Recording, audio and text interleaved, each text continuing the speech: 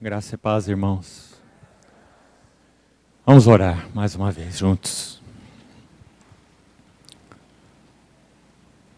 Senhor querido, uma vez mais nós elevamos nossos olhos para Ti, porque queremos contemplar algo mais da beleza do Senhor, da face do Senhor, da glória do Senhor.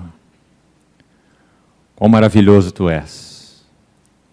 Verdadeiramente, Tua beleza é indescritível. Assiste-nos, habilita-nos pelo Teu Espírito, abrindo-nos a Tua Palavra, para que vejamos um pouco mais dessa indescritível beleza do Senhor. Confiamos nossas vidas a Ti. Esperamos toda provisão e sustento de Ti. Em nome de Jesus. Amém. Vamos ler novamente os 4 primeiros versículos da Epístola aos Hebreus. Hebreus, capítulo 1. Havendo Deus, outrora, falado muitas vezes e de muitas maneiras aos pais pelos profetas, nestes últimos dias, nos falou pelo Filho, a quem constituiu herdeiro de todas as coisas, pelo qual também fez o universo. Ele, que é o resplendor da glória e a expressão exata do seu ser, sustentando todas as coisas pela palavra do seu poder. Depois de ter feito a purificação dos pecados, assentou-se à direita da majestade nas alturas, tendo se tornado tão superior aos anjos, quanto herdou mais excelente nome do que eles. Até ontem, então, no período da noite, nós temos compartilhado com os irmãos, já por 2 reuniões, que o propósito principal dessa preciosa carta aos Hebreus é exortar-nos, já que o capítulo 13, versículo 22, resume a epístola toda como sendo uma palavra. Rogo-vos, pois, irmãos, que suporteis a presente palavra de exortação. E toda exortação, pela sua própria natureza, ela cumpre 2 objetivos. Por um lado, uma exortação nos adverte. Irmãos, não existe sequer um lugar em todo o Novo Testamento onde hajam advertências mais sérias com relação à vida cristã do que a Epístola aos Hebreus. Se você conhece um pouco desse livro, você sabe disso. Não existe outro lugar em todo o Novo Testamento com advertências mais sérias. Por outro lado, também não existe outro lugar no Novo Testamento com encorajamentos mais significativos. Porque a finalidade da exortação é, por um lado, advertir, por outro lado, encorajar. Então, observe essa complementaridade, porque ela é muito importante. Nosso Deus não é aquele carrasco celestial, com o chicote na mão, orientando-nos a fazermos o melhor que pudermos para viver a vida cristã. Ele efetuou por nós um trabalho na cruz absolutamente perfeito, completo. Foi ascenso ao céu e derramou o seu Espírito Santo. Salmo 133 descreve isso de uma maneira tão linda.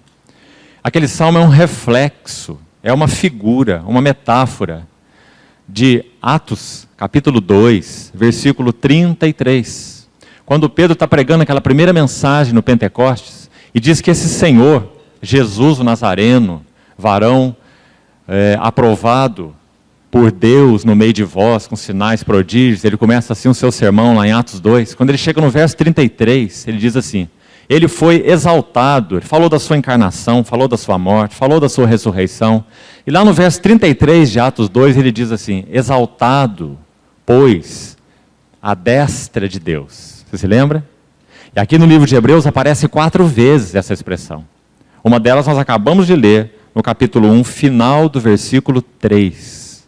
Exaltado, pois, à destra de Deus, e tendo recebido do Pai a promessa, aquela promessa que Ezequiel falou, aquela promessa que especificamente Joel falou, que é citado por Pedro no seu sermão, acontecerá depois que derramarei o meu espírito sobre toda a carne. Então, exaltado à destra de Deus e tendo recebido do Pai a promessa do Espírito, derramou isto que vedes e ouvis. Então esse Senhor entronizado, conforme o livro de Hebreus nos mostra, ele derramou o seu Espírito Santo para quê? Como estávamos falando ontem à noite, para fazer em nós o papel do servo de Abraão, Eliezer. Ele vai nos falar das riquezas insondáveis de Cristo, esse Isaac celestial. E ele vai cativar e preparar o coração dessa noiva, Rebeca, que é a figura da igreja, para ir ao encontro do seu amado que aguarda por ela. E você conhece aquela perspectiva de Gênesis capítulo 24, tão linda. Quando Eliezer começa a falar sobre Isaac e diz assim: Isaac é o filho do meu senhor Abraão. E meu senhor Abraão é um homem muito, muito rico. Mas ele confiou a Isaac, deu a Isaac tudo quanto ele possui. Então os irmãos observam que quando ele vai se apresentar, ele nem mesmo fala o seu nome. Ele diz: eu sou o servo de Abraão. Porque toda genuína obra do Espírito, ela não é espiritocêntrica, ela é cristocêntrica. Então ele vai falando a respeito desse Isaac, que é a figura de Cristo. Irmãos, nesse livro tão maravilhoso, do qual nós não conhecemos nem o seu autor humano, e se você observar as citações da palavra de Deus que são feitas nessa epístola, poucas delas, quase nenhuma, são mencionadas a sua fonte. Veja quantos salmos são citados no capítulo 1, versículos de 5 até 13, quantos textos. No capítulo 2, mesma coisa, no capítulo 3, mesma coisa. E a ênfase é, como diz o capítulo 3, versículo 7, assim pois como diz o Espírito Santo. Você se lembra? Assim pois como diz o Espírito Santo. Olha lá no capítulo 3, verso 7. E ele cita, neste texto, o Salmo 95. Mas ele não fala qual é o autor do Salmo. Porque a ênfase do Espírito Santo, através desse autor humano desconhecido nessa epístola, é realçar que a Bíblia é a palavra de Deus, independente de qual é o seu autor humano. Então, havendo Deus outrora falado, veja quem falou, é Deus. Não importa quem foram os instrumentos humanos. Aos pais pelos profetas, e ele colocou todos num grupo só. Porque a ênfase não está nos profetas, a ênfase está em Deus, foi ele que falou, os profetas foram instrumentos. Mas agora ele falou no Filho. Então, irmão, observe nesse pequeno texto que nós lemos, que quando ele descreve essas características do Filho, de onde nós vamos prosseguir hoje, do ponto que terminamos ontem, ele mostra que esse Senhor Jesus é profeta com P maiúsculo, porque Deus nos falou lá atrás pelos profetas, no plural, mas nesses últimos dias, que se iniciaram com a encarnação do Verbo de Deus, ele nos falou, segundo o original, em um Filho. Não há um artigo definido no grego. Porque a ênfase é apontar muito mais para o que ele é. Para o que ele é em si mesmo. Por um Filho. Ou seja, nele Deus falou tudo sobre a sua natureza. Sobre quem ele é. Porque o Filho participa da natureza. Então o Filho de Deus, ele tem necessariamente que ser Deus. Como filho de Deus pode não ser Deus? Ele não seria filho de Deus, ele seria criatura de Deus. Então quando Deus nos falou, segundo o original, em um filho, traduzido aí no filho, não é porque ele tem outros filhos. O sentido da expressão é que no seu filho ele expressou toda a sua natureza. Comunhão de natureza. Então se ele falou no filho, nós não precisamos mais ouvir nenhum tipo de mensageiro. E então é por isso, meu irmão, para que você compreenda essa epístola, que a partir do versículo 5, ele começa a tocar, na verdade no 4, ele começa a tocar no assunto dos anjos. Porque no sistema judaizante, qual era o intermediário da revelação de Deus mais importante? Qual era? Os anjos. A lei foi dada a Moisés, segundo Gálatas, Paulo nos diz em Gálatas, por ministério de anjos. Então os anjos eram esses intermediários da revelação. Um anjo encontrou Agar quando fugia da casa lá da sua senhora, Sara. Um anjo passou pela tenda de Abraão quando ia falar sobre o juízo de Sodoma. Um anjo se apresentou a Gideão para falar com ele, etc, etc. E o anjo do Senhor acompanhou, naquele caso, uma teofania, não é? Aquelas aparições pré-encarnadas de Cristo mesmo, anjo com A maiúsculo. Mas aqueles anjos com A minúsculo, eles foram intermediários da revelação de Deus, portadores da revelação de Deus no Velho Testamento. É por isso que o autor começa pelos anjos. Dizendo que o Filho, por causa do que ele é, por causa da comunhão de natureza que ele tem com o Pai, porque ele é Deus, então, o falar no Filho é final. O falar no Filho não é provisório. O falar pelos profetas, o falar através do Velho Testamento, das diversas maneiras, como ele diz aí, foi provisório.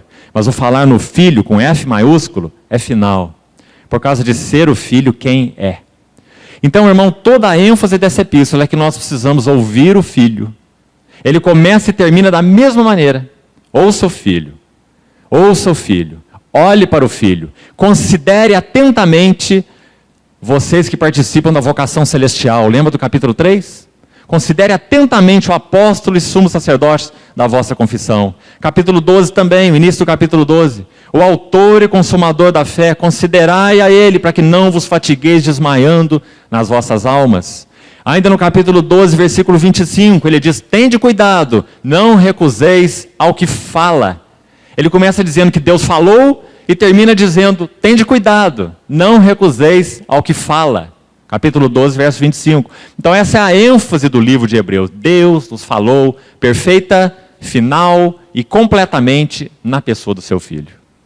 Então nós vamos continuar hoje, olhando para o Senhor, dependendo dEle, para que Ele nos mostre algo mais desse seu maravilhoso falar na pessoa do seu glorioso Filho. Então o livro de Hebreus não podia começar de outra maneira. Ele não tem uma introdução, na verdade. Você vê que ele não tem uma introdução. Ele não fala sobre os destinatários. Ele não menciona quem é o autor. Porque isso não interessa. Ele inicia imediatamente a respeito de Deus nos falou no tempo do Velho Testamento, de diversas maneiras, e agora no Filho. E ele descreve 7 glórias do Filho e vai nos dizer por que então esse falar é final. 4 versículos que resumem 13 capítulos. Você quer um resumo da Epístola aos Hebreus? Aí está, 4 versículos. Essas 7 glórias, como nós mencionamos, falam de todo o assunto da carta aos Hebreus. Nada fica de fora. Quais são os 7 itens? Primeiro, esse Filho foi constituído herdeiro de todas as coisas. Já compartilhamos ontem qual o significado disso. Ele é herdeiro não só porque ele é criador. Apenas por esse fato, ele já teria o direito, porque foi ele quem fez. Se foi ele quem fez, é dele.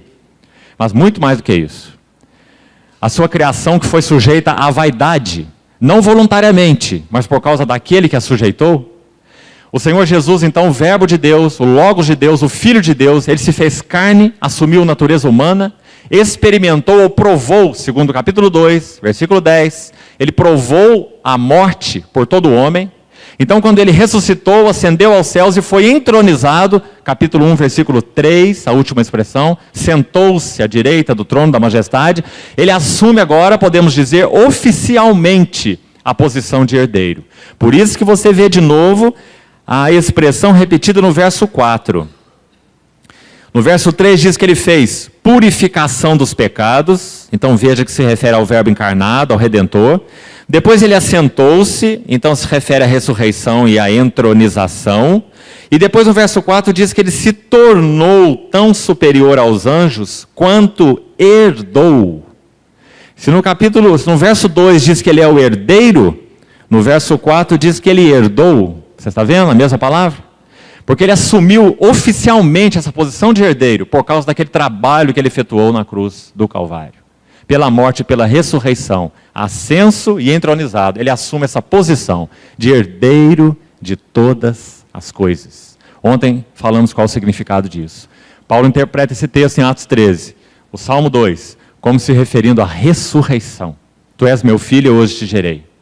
Já falamos isso ontem. E também tocamos no segundo aspecto do versículo 2. Pelo qual, veja aí, também fez o universo.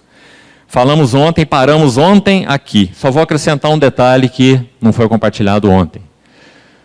Essa expressão, essa segunda glória do Filho, herdeiro de todas as coisas primeiro, e pelo qual fez o universo, segundo, o herdeiro e o Criador. Essa expressão pelo qual fez o universo, na verdade não aponta em primeiro plano para o fato de que Jesus é o Criador. Claro que ele é. João diz que tudo foi feito por meio dele e sem ele nada do que foi feito se fez. Não é? E Colossenses capítulo 1 diz a mesma coisa. Tudo foi criado por meio dele, porque ele é o Criador, e para ele. Mas esse texto de Hebreus tem uma particularidade. Quando diz, pelo qual também fez o universo, a tradução do original é, pelo qual fez as eras, e não o universo como um todo. Pelo qual fez as eras, ou pelo qual fez as idades. Sabe qual é a ideia? A ideia é que ele não é apenas o Criador, mas ele é aquele que rege tudo o que ele criou. Ele criou as idades. Ele é aquele que criou o universo e rege o passado, o presente e o futuro. Você vê a beleza dessa expressão? Ele criou as idades. Irmãos, isso joga o deísmo por terra. Não, o Filho de Deus, o nosso Deus, não é um criador que criou o seu universo como um relojoeiro fez o relógio. E depois dá a corda nele e ele funciona sozinho. De vez em quando precisa dar manutenção. Não é? Nosso Deus não. Ele é o Deus que permeia aquilo que ele criou. Mas também não é panteísmo. Quando você toca numa árvore, você não toca em Deus. Quando você toca num animal, você não toca em Deus. Mesmo que o Greenpeace pense assim. Ele não se confunde com o seu universo. Não é panteísmo. Mas também não é deísmo. Ele governa como sendo um ser pessoal. Ele não comunicou a sua essência com as suas criaturas. A sua essência pertence exclusivamente a ele. Deus é Deus e só ele é Deus. Ele não compartilha sua essência com nenhuma criatura. Ele compartilha sua glória com aqueles que ele redimiu, com seu corpo, que é a igreja, mas não a sua essência. Nós nunca vamos ser divinizados. Nunca. Sempre seremos criaturas. Então, quando diz que ele governa as idades, significa então que ele rege, ele controla, ele age providencialmente em tudo aquilo que ele criou, em todas as eras. Por isso, capítulo 13 diz, Jesus Cristo é o mesmo. Ontem, hoje e o será para sempre. Então, essa é uma particularidade importante desse versículo. Segunda glória, então, já foi colocada. Olhem a terceira, no versículo 3. Ele, esse maravilhoso ele. Quem é ele? O Filho. O Filho. Então, a terceira glória diz, ele é o quê? O resplendor da glória. Essa palavra original, ela se refere a uma radiância, a uma refulgência. A ideia, para usar uma metáfora, seria a seguinte, uma metáfora natural. Nós não vemos a eletricidade, ela é algo invisível. Nós temos um instrumento para revelar o significado, o valor, a beleza da eletricidade. Esse instrumento é a lâmpada. Por isso, lá em Apocalipse, quando se descreve aquela cidade celestial da comunhão de Deus com seu povo, diz assim, a glória, veja só, a glória de Deus a iluminou. Mas a glória de Deus é intangível, é inacessível. Paulo diz que essa glória, homem nenhum jamais viu, nem é capaz de ver. Você se lembra? Quando ele escreve a Timóteo. 1 Timóteo capítulo 6, finalzinho da epístola a Timóteo. Então, quando se descreve a Nova Jerusalém, diz, a glória de Deus a iluminou. E, veja esse o Cordeiro é a sua lâmpada. Apocalipse 21. Esse é o sentido dessa expressão maravilhosa. Então, eu queria mostrar para os irmãos alguns textos que vão nos ajudar nessa preciosa compreensão. É por isso que Paulo diz assim, há um só Deus, esse Deus que é o que é e que ninguém é como ele.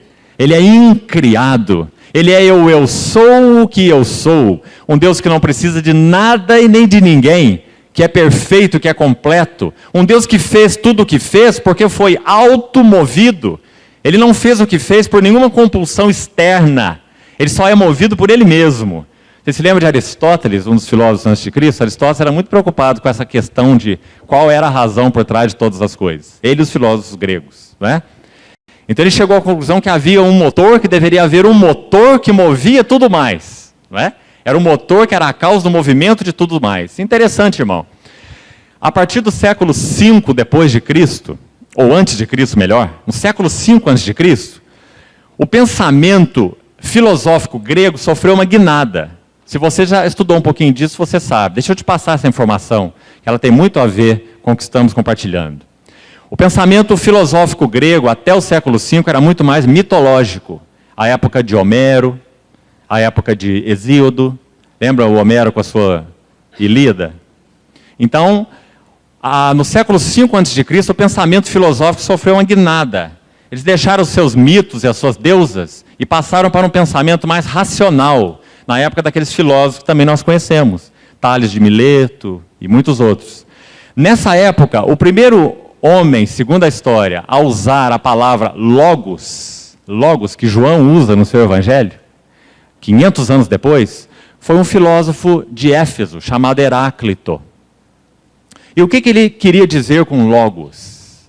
Eles chamaram, nesse seu pensamento, de tentar descobrir a beleza e a harmonia desse universo, que diz aqui a palavra que foi feito pelo Filho. Quando eles começaram a tentar compreender o universo racionalmente, eles entenderam que tinha, necessariamente, que haver uma mente por trás de toda a ordem. Era impossível que essa ordem, essa beleza, essa harmonia fosse não causada. Só que na mente não iluminada desses filósofos, já que eles não eram homens de Deus, na sua mente limitada e não iluminada, eles chamaram esse princípio que dá harmonia, que dá beleza, que dá ordem por trás de todo o universo, de logos. Mas era um princípio impessoal, não era uma pessoa. Na mente deles não havia um Deus pessoal, nem o Filho de Deus. Então esse princípio era impessoal, uma mente impessoal que governava tudo. Então, irmãos, na verdade, sabe o que o Espírito Santo fez? Porque o Filho de Deus rege as idades. O universo foi feito por meio dele, criado por ele, e ele rege as idades. Então o Espírito Santo colocou essa palavrinha logos na panela de pressão dos filósofos, para cozinhar durante 500 anos. Então eles ficaram se debatendo e pesquisando o que é o logos, e o logos, e o logos está por trás de tudo. Aí então o Espírito Santo levanta João, escrevendo primeiro o Apocalipse, e não o Evangelho. Na ordem cronológica, o Apocalipse vem primeiro, não o Evangelho. Então você vai ver em Apocalipse 19, o Espírito Santo agora tomando essa palavra da panela dos filósofos. Abra lá, por favor, para você ver. Apocalipse 19. Diz assim, a primeira menção desse termo logos na Bíblia, Apocalipse 19. Veja o que diz o versículo 11. João está tendo a sua visão celestial na ilha de Patmos, com relação ao Filho, ao Senhor, não é? Vi o céu aberto, e eis um cavalo branco. O seu cavaleiro se chama Fiel, com letras maiúsculas, e Verdadeiro, e julga e peleja com justiça. Os seus olhos são como chama de fogo, como ele já descreveu no capítulo 1, você se lembra? Na sua cabeça há muitos diademas, e ele tem um nome escrito que ninguém conhece, senão ele mesmo. Lembra que nós falamos ontem? Só Deus se conhece. Só Ele se autoconhece. Ninguém pode conhecer a Deus como Deus se conhece. Senão a criatura poderia dissecar o Criador. E isso é impossível para ela, por causa da sua limitação de criatura. Não é? Mas, como nós vemos aquela expressão de Agar, lá em Gênesis 16, a fonte Beer, Laai Roi. Se lembra? O Deus que vive e se revela. Então nós podemos conhecer a Deus por quê? Por causa da sua revelação no Filho. A glória de Deus na face de Cristo. Porque a glória de Deus é intocável, é inacessível. Irmão, imagine você levar, compare sua vida humana a uma bola de aniversário, uma bexiguinha de borracha. Aí você chega com a sua bexiguinha de borracha num tanque de nitrogênio, sem válvula reguladora. Aí você vai chegar lá com a sua bexiguinha para encher, no balão de nitrogênio. O que vai acontecer com a tua bexiguinha? A glória de Deus, a natureza de Deus é inacessível para nós. Ele se revelou na pessoa do seu Filho de tal forma que essa revelação é plenamente satisfatória para nós. Porque nós somos criaturas tão limitadas. Sempre será satisfatória, mas nunca, em toda a eternidade, nós poderemos esgotar Deus no que Ele é. Porque só Ele conhece-se a si mesmo, para ser redundante. Então, quando Deus se autoconhece, como falei, Ele gera eternamente, não cria, Ele gera uma imagem de si que é exatamente igual a si. Quando você tem uma ideia a respeito de quem você é, essa imagem que você tem de você mesmo é completamente deturpada, seja para um lado ou seja para o outro. Mas quando Deus gera uma imagem de si mesmo, essa imagem necessariamente tem que ser tão perfeita quanto Ele, porque é gerada dele. Você acha que houve um tempo em que Deus começou a ser sábio? Ele sempre foi sábio. Por isso Provérbios 8 personifica essa sabedoria e diz assim: eu, a sabedoria, habito com a prudência. Provérbios 8:12. E se você continuar a ler a partir do verso 22, Provérbios 8:22, você vai ver que essa sabedoria, ela é uma sabedoria com S maiúsculo. Porque ela diz assim: eu era o seu arquiteto. Porque a sabedoria é o Filho, é o Filho. Ele, o Filho, Jesus, se nos tornou da parte de Deus em sabedoria, e justiça, e santificação e redenção. Em Cristo estão ocultos todos os tesouros da sabedoria e do conhecimento. Então, quando você lê Provérbios 8, 22 em diante, você vai ver que essa sabedoria é uma sabedoria com S maiúsculo. É uma pessoa, não é um atributo de Deus. Só uma pessoa pode dizer eu. E Provérbios 8:12 você vai ver eu, a sabedoria. Ela é uma pessoa, não é um atributo. O que é a sabedoria de Deus? É o seu Filho. Por isso ele se nos tornou, da parte de Deus, sabedoria, justiça, santificação e redenção. Então Deus se conhece pela sua sabedoria. E ao conhecer-se, ele gera uma imagem de si, que é igual a si. Então Colossenses diz: ele é a imagem do Deus invisível. Você percebe? O primogênito de toda a criação.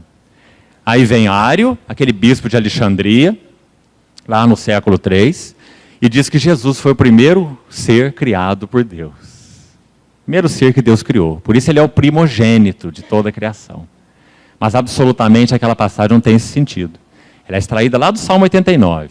Primogênito se refere ao mais elevado. O mais elevado. Nele foram feitas todas as coisas. Salmo 89, versículo 27. Então, irmão, é aí que o autor de Hebreus começa. E é esse entendimento da glória de Deus e de Jesus como sendo o seu resplendor é que nós precisamos ter. Então, João, quando tem essa visão, vamos continuar aí, capítulo 19, versículo 12, ele terminou dizendo: esse nome escrito, ninguém conhece senão ele mesmo.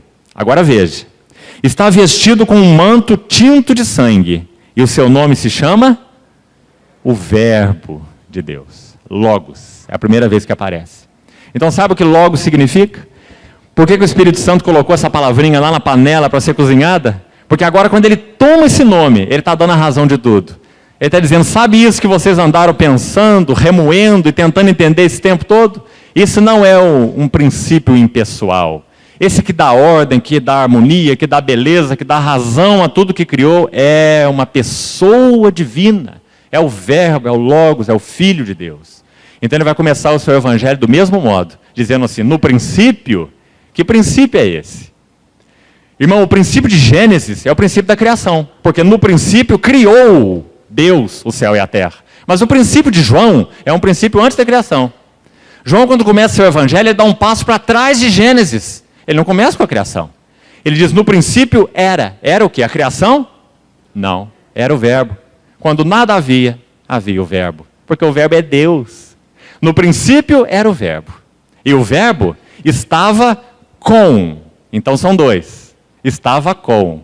Porque na triunidade de Deus há uma subsistência pessoal, então, de cada uma das pessoas. O Pai não é o Filho. O Filho não é o Pai. O Espírito Santo não é o Filho. O Filho não é o Espírito Santo. Mas os três são um e partilham de uma única essência. Então, o Verbo estava com Deus. E o Verbo era Deus. Aí no versículo 2 ele vai para a criação. E diz: ele estava no princípio com Deus. Agora esse princípio mencionado segunda vez no versículo 2 é o princípio da criação. Porque logo no verso 3 ele diz: todas as coisas foram feitas por intermédio dele. E sem ele, nada do que foi feito se fez. Então os irmãos estão vendo qual o significado de resplendor da glória? A glória de Deus é inacessível. A glória de Deus é intocável. Lembra do pedido de Moisés em Êxodo 33? Lembra o que Moisés mais queria? Você se lembra, não lembra? Êxodo 33. O que Moisés falou para o Senhor? Rogo-te que me mostres a tua glória. Lembra? E o Senhor falou assim: Moisés, homem nenhum verá a minha glória e viverá. Mas, irmão, pense naquela figura tão linda. Como se Deus dissesse assim: Moisés, só tem uma maneira de você ter um vislumbre da minha glória. Sabe qual é? Lembra do texto, irmão? Êxodo 33. Eu vou te colocar sobre a penha. Sobre. E quando a minha glória passar, eu te colocarei numa fenda da penha. Então eu farei passar a minha glória, toda a minha bondade, ele diz, diante de ti.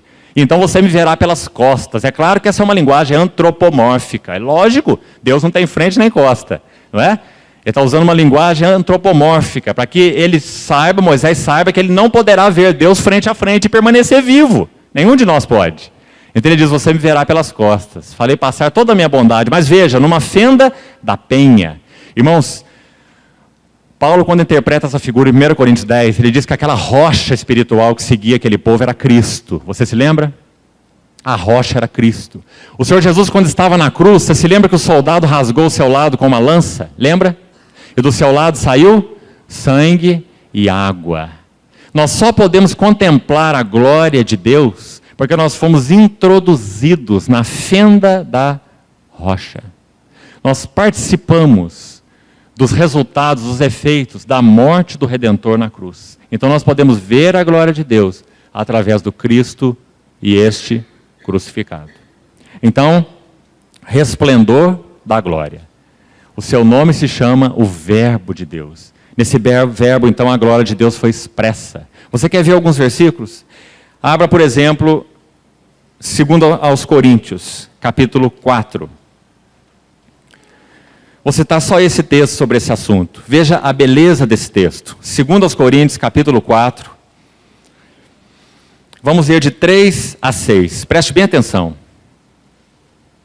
Mas se o nosso evangelho ainda está encoberto, é para os que se perdem que está encoberto, nos quais o Deus deste século cegou os entendimentos dos incrédulos, para que lhes não resplandeça a luz do evangelho da glória de Cristo, o qual é a imagem de Deus.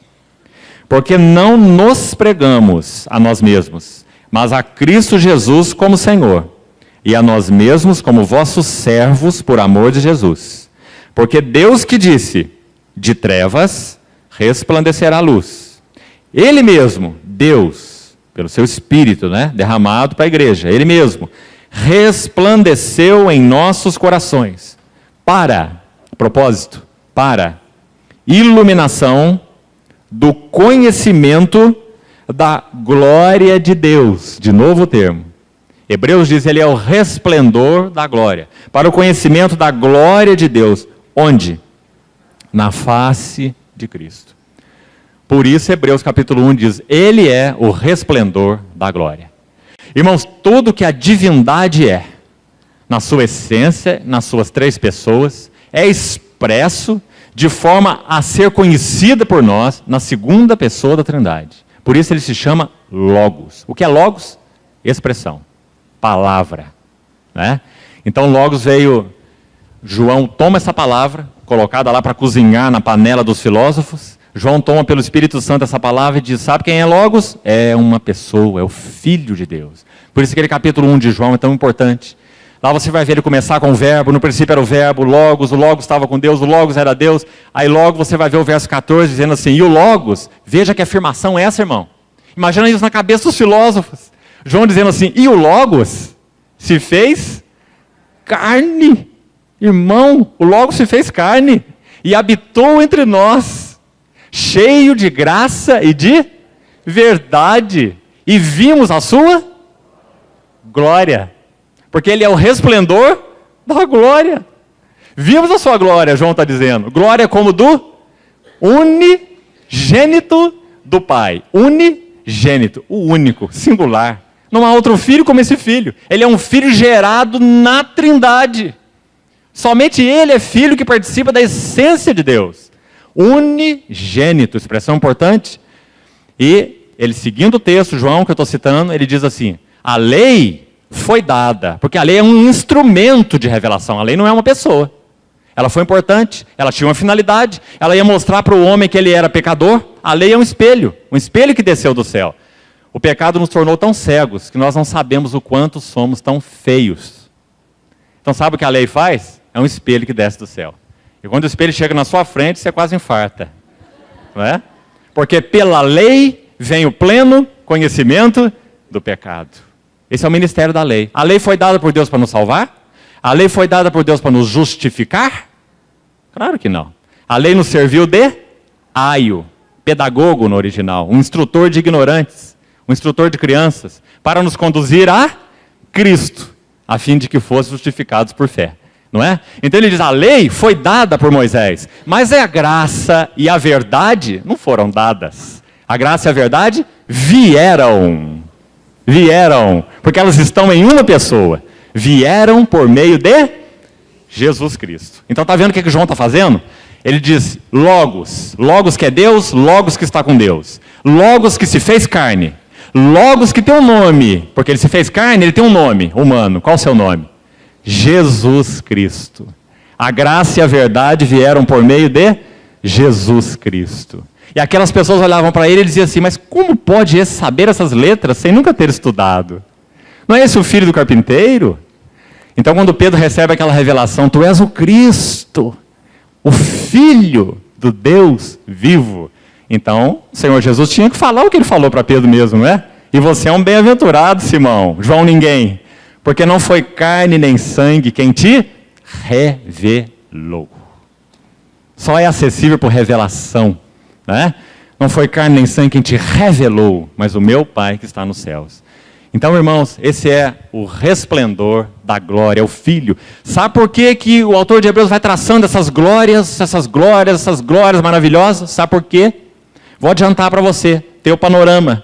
Porque quando ele chegar na sexta glória, nós estamos na terceira, quando ele chegar na sexta, ele vai dizer assim, tendo feito a purificação dos pecados. Ele vai mostrar a grandiosidade da obra da cruz, por ele ser quem é. Você percebe, irmão? Se ele fosse uma criatura de Deus, ele não poderia nos redimir. Porque para que Deus pudesse ter satisfação pelos pecados do homem, ele precisava ser satisfeito segundo a sua altura. Você percebe? Segundo a sua altura. A altura da sua glória, a altura da sua santidade e a altura da sua justiça. Agora a pergunta é, quem pode satisfazer essa altura? Hein? Da justiça, da santidade e da glória de Deus. Quem? Ninguém. A não ser o próprio Deus. E quem é o Filho de Deus? É Deus. É Deus. Então quando o Filho de Deus se fez carne, efetuou a obra na cruz do Calvário, nós fomos justificados, nós fomos aproximados, reconciliados com Deus, de modo absolutamente satisfatório. A justiça, a santidade e a glória de Deus ficaram satisfeitas. Você percebe o tamanho disso?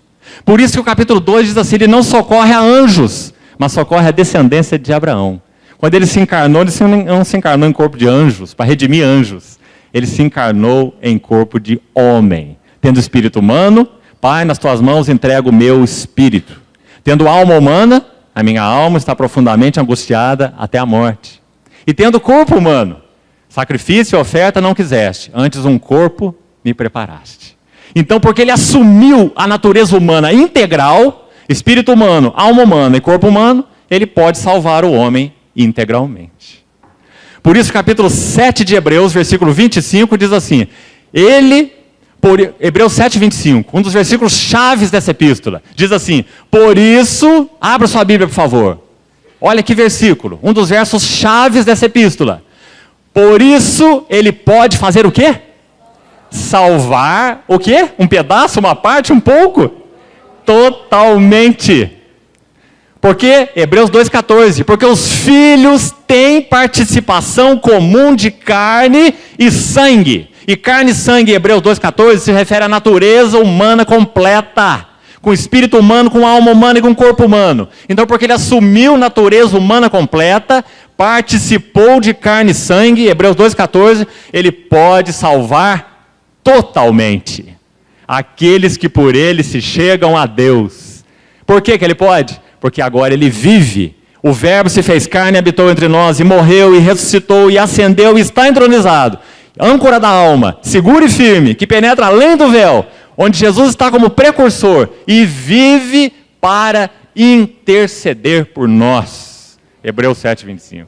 Meu irmão, é por isso que o capítulo 2 diz assim: como escaparemos nós, se negligenciarmos uma tão grande salvação?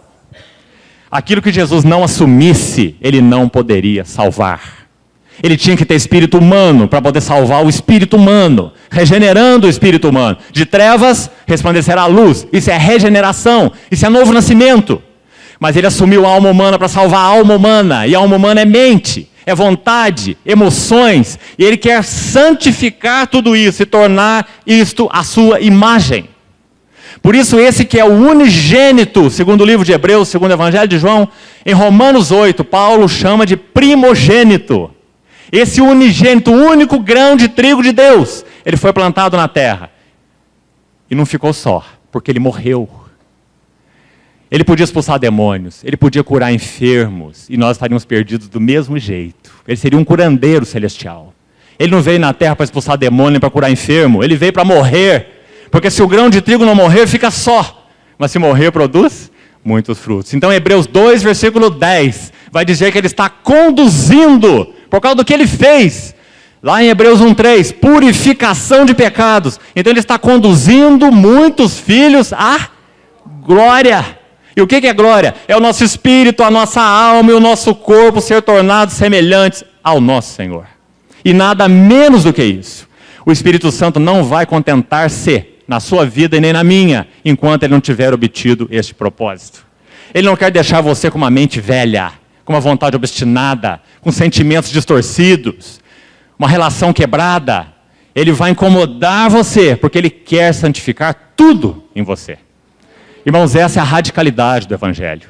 O Senhor Jesus disse assim: quem comigo não ajunta, espalha. Quem não é por mim, é contra mim. O Senhor Jesus não era político. Na vida cristã não existe a posição do em cima do muro.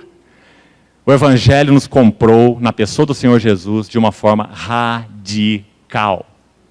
Se o sal se tornar insípido, para nada presta, senão para ser lançado fora e pisado pelos homens. Irmãos, graças a Deus, você não alcançou essa revelação. Foi-lhe dada pelo Espírito Santo. Agora o seu dever é, hoje, se ouvires a sua voz, não endureçais os vossos corações. Responda ao que o Senhor tem te falado, irmão. Ouça a palavra de exortação, olhe para o Filho. Então Paulo diz em Romanos 8, abra sua Bíblia por favor, Romanos 8, 28, ele começa o contexto dizendo assim, todas as coisas. Por que todas as coisas? Porque o nosso Senhor é esse Senhor descrito em Hebreus. O que foge ao seu controle? Ele é o herdeiro, ele é o criador das idades, ele governa, ele rege, ele dá destino. Todas as coisas cooperam para o bem, não bem-estar, mas o bem de Deus, que às vezes passa por muito mal-estar na nossa vida. Para o bem daqueles que amam a Deus e que são chamados segundo o seu propósito. O verso 29 agora vai descrever o propósito. Porquanto aos que de antemão conheceu, também os predestinou. Deus, quando nos redimiu, Ele não nos redimiu para nos levar do inferno. O Senhor não nos salvou como sendo um seguro contra incêndio. Nós fomos chamados para um propósito muito maior do que simplesmente sermos salvos do inferno ou da ira de Deus. E por mais maravilhoso, e é maravilhoso que isso seja, nós somos chamados para sermos conformes à imagem do seu Filho. Predestinados para serem, olha aí na sua Bíblia, Romanos 8, 29, predestinados para serem conformes ou conformados no espírito, na alma e no corpo, porque Jesus participou de carne e sangue. Hebreus 2,14, natureza humana integral. Então, para serem conformes à imagem do seu Filho. Agora veja, irmão, para que ele seja o quê? Que linda é essa palavra. Porque o unigênito nós sabemos que ele é. Ele é o Filho de Deus, gerado em Deus, assim como o Pai que vive. O Pai tem vida em si mesmo, também concedeu ao Filho ter vida em si mesmo. Ele é gerado na eternidade em Deus, ele é o Filho de Deus. Mas agora, porque ele foi plantado na terra, ele se encarnou para cumprir aquela obra, ele foi feito o primogênito. Agora, abra em Hebreus de novo. Abra no capítulo 1 de Hebreus, versículo 6, e você vai ver essa palavra de novo.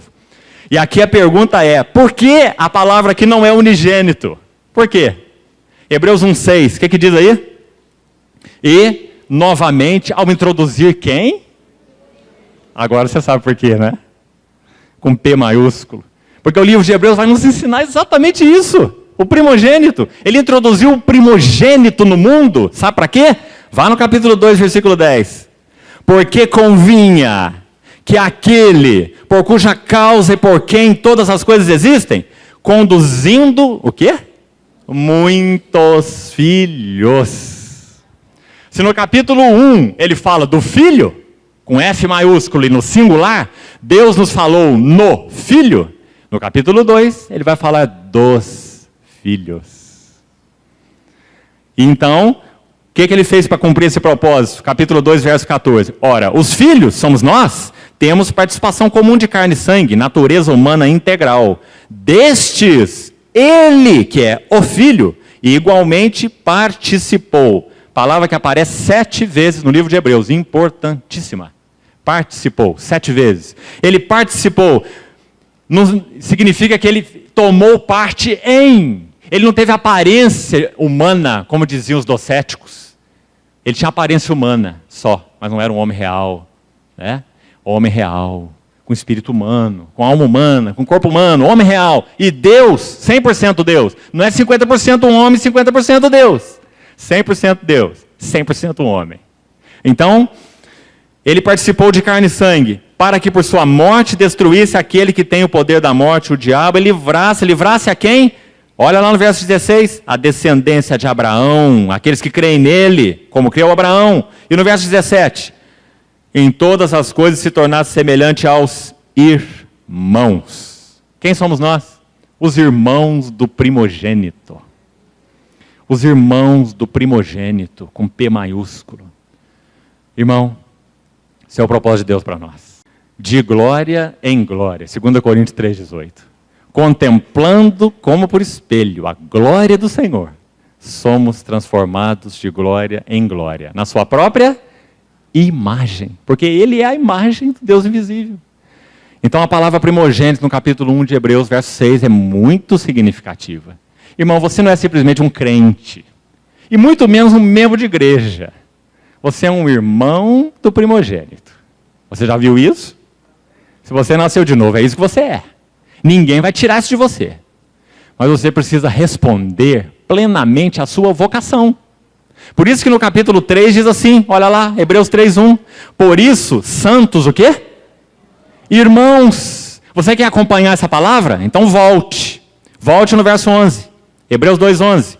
Tanto o que santifica como os que são santificados, todos vêm de um só. Por isso é que ele, Senhor Jesus, não se envergonhe de lhes chamar o quê? Que lindo, né?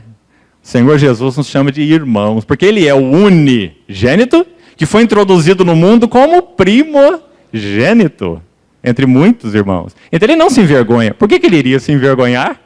Ele cumpriu uma plena, completa obra de redenção. E depositou na vida dos seus irmãos o seu próprio Espírito, baseado no qual nós clamamos, Abba, Pai. E que Espírito é esse? Romanos e Gálatas. Espírito de adoção. Sabe o que é a adoção? Eu já te falei sobre a palavra teknon e ruios, não já? Teknon, filhos, crianças, recém-nascidos. O Espírito de Deus testifica com o nosso Espírito que nós nascemos de novo. Que nós somos teknon, crianças de Deus. Esse é um fato. O outro fato, as crianças não podem permanecer crianças, isso é retardamento. Nós somos chamados para a maturidade, deixemos levar para o que é perfeito, para a plenitude de Cristo. Então, no capítulo 8:19 de Romanos, 8:19, ele diz assim, a ardente expectativa da criação aguarda a revelação dos filhos. Romanos 8:19. E filhos ali é ruios. E o que é a palavra adoção no original? Ruiostesia. Sabe o que significa? Ser colocado numa posição de filho maduro. Havia uma cerimônia nas famílias orientais que era chamada de cerimônia de ruiostesia. Sabe o que isso significa? Quando aquele herdeiro era menor, ele era menor. Ele não podia tomar posse de nada. E realmente reger, governar sobre nada. Mas quando ele atingia a maioridade, havia uma cerimônia na família. Era uma cerimônia chamada de adoção. Perceba o que está acontecendo. Ele é um filho legítimo? É. Ele já participa da natureza. Ele nasceu na família. Mas ele vai passar por uma cerimônia de ruiostesia, adoção. Porque agora ele está na maturidade. Agora você entende porque a palavra diz assim? Que o Espírito que habita em nós geme, aguardando a redenção do nosso corpo, a adoção de filhos. Esse é o sentido de plenitude de filiação, irmão. Nós não fomos salvos para permanecer como somos. Nós fomos salvos, regenerados para ser conformes o nosso Senhor.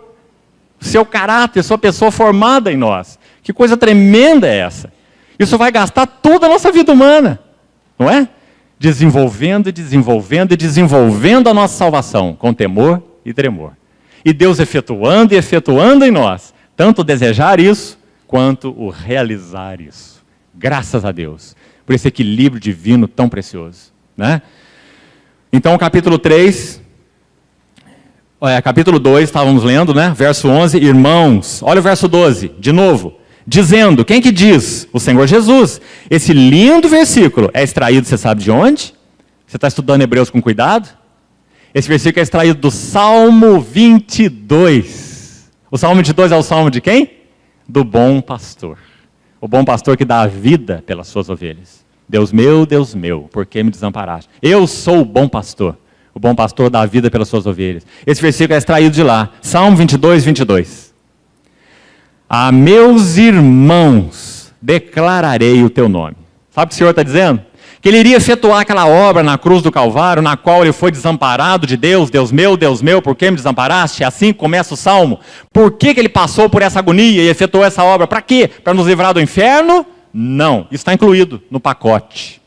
Mas sabe qual é o propósito? A meus irmãos, agora ele pode me chamar de irmãos. A meus irmãos, eu, diz o Senhor, farei o quê?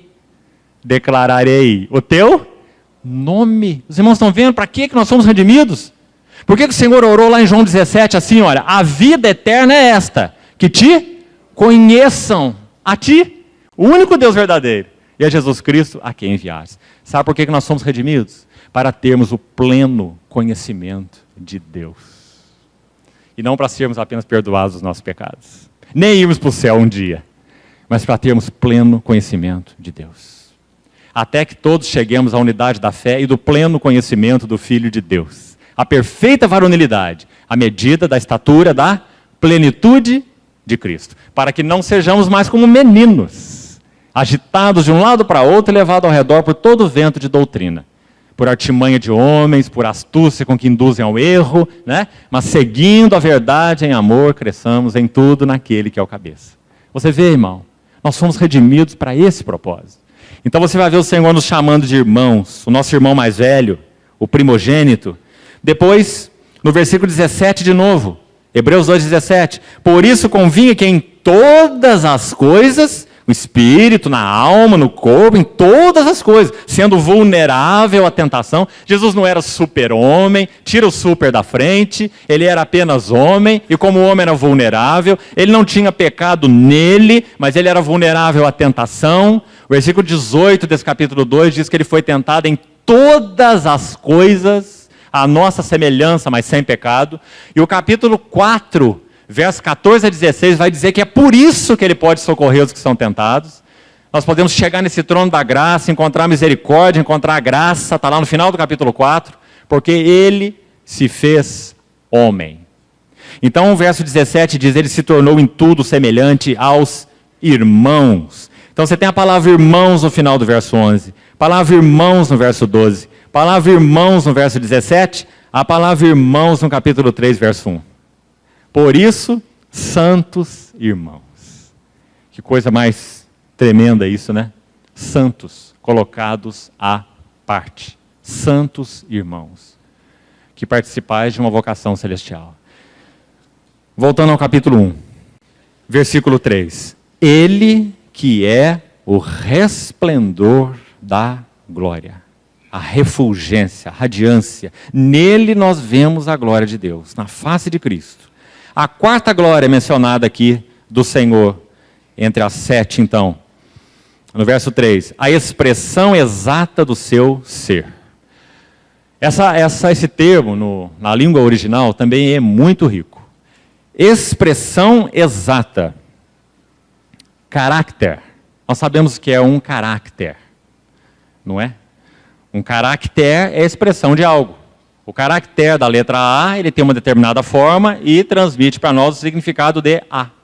E o B é a mesma coisa, e o C é a mesma coisa. Um caráter é uma imagem que transmite exatamente o sentido, não é? Do que aquilo é. Caráter.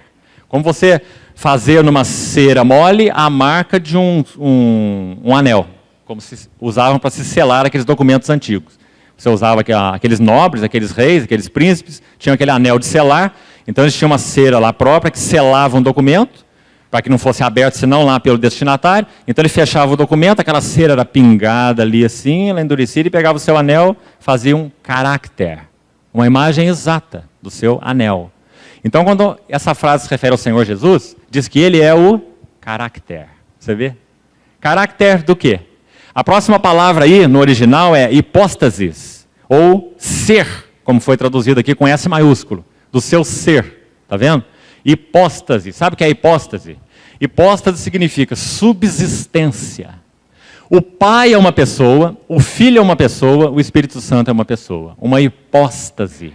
Cada um deles tem uma subsistência pessoal, mas os três são um, porque participam de uma única essência. Não são três deuses, mas é um Deus triuno. Então, quando diz que o Senhor Jesus é a expressa imagem, ou a expressão exata, algumas versões dizem expressa imagem, né? Expressão exata do seu ser, está dizendo que nessa hipóstase, nessa subsistência pessoal do Filho, nós conhecemos o Pai. Ele é o caráter da hipóstase do Pai. Por isso o Senhor Jesus disse assim, quem me vê a mim, vê o Pai. Como dizes tu, Felipe, mostra-nos o Pai. Como se ele estivesse dizendo, eu sou o caráter da hipóstase do Pai. O Pai tem uma subsistência pessoal, ele é uma pessoa. E a minha pessoa expressa a pessoa dele. Você não pode ver o Pai, Felipe. Olha para mim que você vê o Pai. Porque eu sou o caráter da hipóstase do Pai. Compreendeu? Expressa imagem do seu ser. Quinta glória. Sustentando todas as coisas pela palavra do seu poder. Vou fazer um resumo dessas últimas, para nós nos alongarmos demais por hoje. Essa expressão aí também é muito rica. Sustentando todas as coisas pela palavra do seu poder. Abra, por favor, Colossenses 1,17, para que eu possa mostrar para os irmãos uma diferença. Colossenses 1,17 diz assim, também é um lindo texto sobre as glórias do Filho, muito conhecido, né? A partir do verso 15. Ele é a imagem do Deus invisível, primogênito de toda a criação, nele foram criadas todas as coisas. Olha o que ele diz lá no verso 17, parte final. Nele tudo subsiste. Então vamos ficar com essa frase. Nele, esse é o Filho, é Cristo. Nele tudo subsiste. Em Colossenses, o tema de Colossenses é o poder integrador da plenitude de Cristo. O livro de Colossenses vai nos ensinar que tudo se mantém como mantém por causa de Cristo. É Ele que dá coesão a tudo. Se Cristo deixasse de existir, tudo desintegraria. Então nele tudo subsiste, mantém coeso. Agora, em Hebreus, é usada uma palavra que no nosso português foi traduzida aí quase igual a de Colossenses, né? Sustentando todas as coisas pela palavra do seu poder. Mas o sentido não é o mesmo. Então, em Colossenses significa que se mantém coesas. Em Hebreus, o sentido é complementar. Significa que ele dá um destino providencial a tudo aquilo que ele criou. É como um complemento do que eu já compartilhei do final do verso 2, pelo qual também fez as idades. Ele fez as eras. Então ele governa passado, governa presente, governa futuro, porque ele fez as eras. E não apenas fez o universo, como eu já expliquei. Então o sentido dessa expressão é complementar. Ele sustenta todas as coisas pela palavra do seu poder. Compreendeu? Ele dá um destino providencial. Irmão, que coisa importante é isso, irmão. Na vida cristã não há acaso, não há sorte, não há azar. Lembra da experiência de Jó? Quando ele viveu e passou tudo que ele passou, no capítulo 42, ele diz assim, eu era um tonto, um tolo. Eu falei de coisas maravilhosas demais para mim, porque sabe como é que nós funcionamos? Quando nós não entendemos um assunto, nós falamos muito sobre ele. Quando nós entendemos, nós falamos pouco. Jó não entendia nada sobre o que Deus estava fazendo com ele, então ele fala como um tagarela o livro todo. Ele até arguia a Deus, não é? Senhor, desce aqui no meu tribunal, já tenho bem encaminhada a minha causa. O advogado Jó. Mas o Senhor não descia no banco dos réus. E o silêncio de Deus foi um silêncio ensurdecedor para Jó. E Jó foi se debatendo, foi se debatendo, foi se debatendo, não é? Até que o Senhor começou a falar do meio de um redemoinho. Sabe por que redemoinho? Porque ele ia levar Jó a uma esfera superior de relação com ele. Então Deus, no meio de um redemoinho que fala da vida ascensional, Paulo usa esse termo em Filipenses 3, quando ele diz: prossigo para o alvo, para o prêmio da soberana vocação de Deus em Cristo Jesus. Aquele termo lá é ascensional vocação. Então o Senhor colocou Jó no redemoinho e começou a tratar com ele. Jó virou de cabeça para baixo, virou do lado avesso, não é? Então quando ele chega no capítulo 42, ele fala assim: eu falei de coisas maravilhosas demais para mim. E eu te conhecia só de ouvir falar. Mas agora os meus olhos te veem.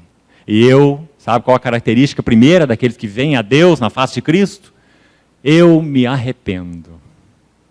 Não do que eu faço, mas do que eu sou. E eu me abomino. A palavra abominação no hebraico é fortíssima.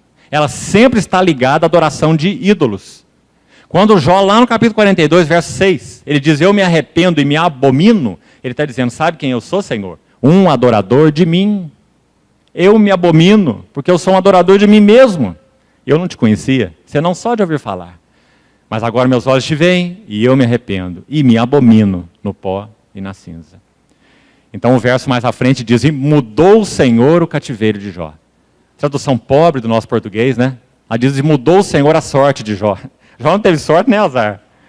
O texto hebraico diz: mudou, trocou o Senhor o cativeiro de Jó. Esse é o sentido do hebraico. Trocou o Senhor o cativeiro de Jó. Porque Jó era cativo de quem? Dele mesmo. Mas agora o Senhor trocou o cativeiro de Jó. Agora ele era cativo de quem? Do amor de Deus revelado a ele. Não é? Então, esse é o sentido ali. Ele sustenta todas as coisas pela palavra do seu poder. Ele dá um destino providencial. Não tem acaso, não tem infortúnio, não tem desgraça. Não, irmãos, não. Se você nasceu de novo, se você pertence ao teu Senhor, se você sabe que esse primogênito é o teu irmão mais velho, tudo na tua vida tem um propósito. Sabe qual é o nosso problema? Não é que Deus não fale, é que nós não ouvimos. Ele fala o tempo todo, irmãos. O prazer dele é falar, é se revelar. Ele fala através de tudo, através de todos, 24 horas por dia. Né? Mas nós não ouvimos. Lembra que nós compartilhamos sobre aquele carneiro da consagração de Levítico 8? Para que aquele sacerdote e os sumos sacerdotes pudessem ser preparados para servir a Deus, havia um animalzinho próprio lá chamado carneiro da consagração. É para nos ensinar tudo sobre consagração. Se você quiser aprender, você tem que conhecer o carneiro da consagração. Primeiro, consagração é morte. O carneiro era morto. Depois, o sangue era aplicado na vida daquele que ia se consagrar. Por onde começava? Na ponta da orelha direita. Se lembra? Levítico 8, de 22 a 24. Depois você lê esse texto. Na ponta da orelha direita. Porque qual é o primeiro ato de consagração nosso a Deus? Fala, Senhor, que o teu servo ouve. Quem tem ouvidos, ouça o que o Espírito diz às igrejas. É aqui que começa a consagração. Nós queremos começar a consagração aqui, ó, na mão. O que eu posso fazer para Deus? Né? Nós achamos que Deus comprou empregados e não filhos. Né? Ou nós queremos começar pelo pé. Não é? Nós queremos começar corrigindo os nossos caminhos. Nossos caminhos têm que ser corrigidos, se eles desagradam ao Senhor. Mas sabe onde começa a correção dos nossos caminhos? Aqui. Por isso, a noiva de Cantares diz assim: a tua voz é doce. Seu falar é muitíssimo doce. Ela conhecia o falar. As minhas ovelhas ouvem a minha voz. Eu as conheço e elas me seguem. Então, irmão, ele sustenta todas as coisas e quer despertar o nosso ouvido para essa relação. A sexta glória, estamos terminando. Eu já falei sobre ela, então eu vou só citar. Tendo feito a purificação dos pecados. Tratamos aqui já hoje bastante desse assunto, né? Esse glorioso Filho é que fez purificação dos pecados. Será que alguma coisa precisa ser completada na nossa purificação de pecados? Olha quem que fez. Foi o Filho, o resplendor da glória, a expressa imagem do seu ser, aquele que é o Criador, aquele que é o revelador. Foi ele que foi à cruz. Deus estava em Cristo, reconciliando consigo o mundo. Não imputando aos homens as transgressões que eram deles, mas elas foram imputadas a quem? Ao seu Filho. Por isso ele disse, Deus meu, por que me desamparaste? Isso não é força de expressão, irmão. O Filho de Deus foi separado de Deus na cruz do Calvário. Não tente compreender. A mente de formiga não vai compreender esse mistério. Filho de Deus, separado de Deus na cruz do Calvário, para que nós fôssemos aproximados de Deus. Então, purificação de pecados. Todo o livro de Hebreus trata desse assunto. Purificação da consciência, ele fala, lembra? Purificará a nossa consciência de obras mortas, para servirmos o Deus vivo. Capítulo 9, verso 14. Lembra do começo do capítulo 10? Se aqueles sacrifícios do Velho Testamento pudessem purificar pecados, eles teriam cessado de ser oferecidos. Mas porque eram imperfeitos, tinham que ser oferecidos muitas vezes, porque não podiam purificar a consciência. Então essa ideia de purificação, ela permeia o livro todo. E por último, então, para concluirmos, sétima glória, assentou-se à destra da majestade, com M maiúsculo, nas alturas. Entronização. A última glória. Eu quero ler com os irmãos, para a gente encerrar, os 4 textos, para que você veja onde aparece essa expressão em Hebreus. A primeira está aqui. Assentou-se à destra da majestade nas alturas. A próxima vez, capítulo 8, versículo 1. Veja lá. São 4 menções sobre essa entronização. É uma chave do livro de Hebreus. Porque o livro de Hebreus mostra o nosso sacerdote no trono. Sacerdote no trono. Não na terra. Ele não é filho de Levi? Ele é sacerdote segundo a ordem de Melquisedeque, que não teve princípio de dias nem fim de existência. Então o tema de Hebreus é sacerdote no trono, que vive para interceder por nós. Então capítulo 8, verso 1. O essencial, o resumo das coisas que temos dito é: nós possuímos. Que palavra! Posse é teu, irmão. É nosso. Nós possuímos um tal sumo sacerdote. Quão imenso ele é, não é? Um tal sumo sacerdote, que se assentou. Por que esse termo é importante? Os irmãos já sabem. Havia algum tipo de cadeira lá no Santo dos Santos para o sumo sacerdote sentar? Tinha. Muito pelo contrário. Lá no final da sua túnica tinha campainhas. E na medida que ele ia fazendo o trabalho, aquelas campainhas iam tocando, para que os do lado de fora soubessem que ele estava vivo. E não tinha nenhum lugar para se sentar lá. Ele tinha que trabalhar. Quando o Senhor Jesus se fez carne, o verbo encarnado disse assim: o meu Pai trabalha até agora, e eu trabalho também, porque ele veio para oferecer sua vida. Mas quando ele está na cruz, ele disse assim: não tem mais trabalho, está consumado. Então por isso o livro de Hebreus diz, ele está assentado. Assentado onde? À destra do trono da majestade nas alturas. Ou, numa outra linguagem também de Hebreus, no santo dos santos da presença de Deus, onde ele entrou por nós, assentado. Ninguém vai tirá-lo de lá. Ninguém pode nos destituir da glória que nos foi comprada pelo nosso Redentor. Então, ele se assentou à destra do trono da majestade no céu. Se o Senhor permitir e conduzir assim, eu quero compartilhar o capítulo 8 todo com os irmãos numa outra reunião, os 13 versículos, porque eles são magníficos. Mostrando que esse sumo sacerdote, verso 2 agora, ele é ministro do santuário e do verdadeiro tabernáculo que o Senhor erigiu, não o homem. Vamos ver que tabernáculo é esse. Você precisa entender esse capítulo 8, para você ver a beleza dele. O que o Senhor Jesus ministra ao seu tabernáculo. Mas vamos deixar isso por enquanto. Capítulo 10, a próxima expressão. Já estamos concluindo. Capítulo 10, verso 12. Terceira vez, então. Jesus, porém, tendo oferecido para sempre um único sacrifício pelos pecados, o que nós vemos lá no capítulo 1, primeiros versículos? Ele fez a purificação de pecados. Está vendo como é que esse tema vai pela epístola toda? Aqui é repetida a ideia. Ele ofereceu um único sacrifício pelos pecados. E agora está onde? assentado, assentou-se. Fez aquele sacrifício e assentou-se à destra do trono da majestade. E a última vez, capítulo 12, versículo 2. Para que nós fomos chamados agora? Para olhar firmemente para aquele que é o alfa, o autor, e para aquele que é o ômega, o consumador, que aqui significa o aperfeiçoador, consumador da fé. Está vendo que a fé não é estática? Está vendo que nós fomos comprados por Cristo para Cristo, do Egito para Canaã? O sangue do Cordeiro Pascal e a terra de Canaã é de Cristo para Cristo, é de Cristo para a plenitude de Cristo. Então, autor e consumador da fé, o qual em troca da alegria que lhe estava proposta, qual alegria? Nós somos tão egocêntricos, nós interpretamos esse texto assim, a alegria é que ele via que a igreja ia ser gerada para Deus. Não. Sabe por quê? Porque lá em Levítico, a oferta pelo pecado não vem primeiro, e sim o holocausto. Então, qual era a alegria que lhe estava proposta? Satisfazer o coração do Pai. O que tinha no coração do Pai? Um desejo de conduzir muitos filhos à glória. Ele é pai de uma família de filhos. Ele só tinha um filho. Ele plantou o seu filho para obter uma família de filhos, semelhantes ao seu filho. Essa é a alegria que lhe estava proposta. Ele suportou a cruz e não fez caso da vergonha. Está sentado à destra do trono de Deus. 4 vezes.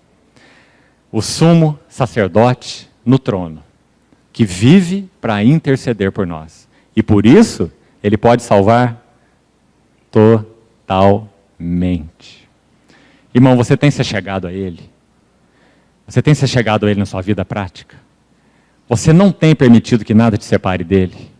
Nem tua vontade, tuas ambições, teus desejos, as fascinações do mundo, os cuidados da vida. Você não tem permitido? Não permita. Achegue-se ao trono da graça, para que você ache misericórdia, ache graça para socorro em ocasião oportuna, porque ele vive para interceder por você. E o Espírito de Deus, o servo de Abraão, em você, não vai se contentar com algo menor. Por isso, irmão, essa pregação da prosperidade, a teologia da prosperidade é tão maligna, porque no mínimo, ela condena os filhos de Deus à infância espiritual. Porque eles entendem que Deus, esse maravilhoso Deus descrito em Hebreus, não passa de um Papai Noel celestial, que quer nos fazer muito felizes e nos dá todas as bênçãos, e deixa de ver o supremo propósito de Deus em Cristo Jesus, ao redor do qual todas as coisas cooperam. O Senhor nos ajude a ver melhor o seu Filho, nas suas 7 glórias, para que nós possamos entender o nosso chamamento. Por isso, santos irmãos, que participais de uma vocação celestial. Amém. Vamos orar. Senhor, abre os nossos olhos, para que vejamos algo mais da beleza do Senhor. Tua beleza indescritível, difícil de expressar, tuas glórias incompreensíveis. Muito obrigado pelo espírito de sabedoria e de revelação, sem o qual nunca poderíamos sequer nos aproximar do Senhor no que o Senhor é. Abre os nossos olhos, cativa o nosso coração, abre os nossos ouvidos e ganha para ti tudo o que há em nós, sem reservas, sem temor. Tem misericórdia de nós, Senhor. Atrai-nos para que corramos após ti. Completa o que o Senhor começou nas nossas vidas. Espírito, alma e corpo. Em nome do Senhor Jesus te pedimos. Amém, Senhor.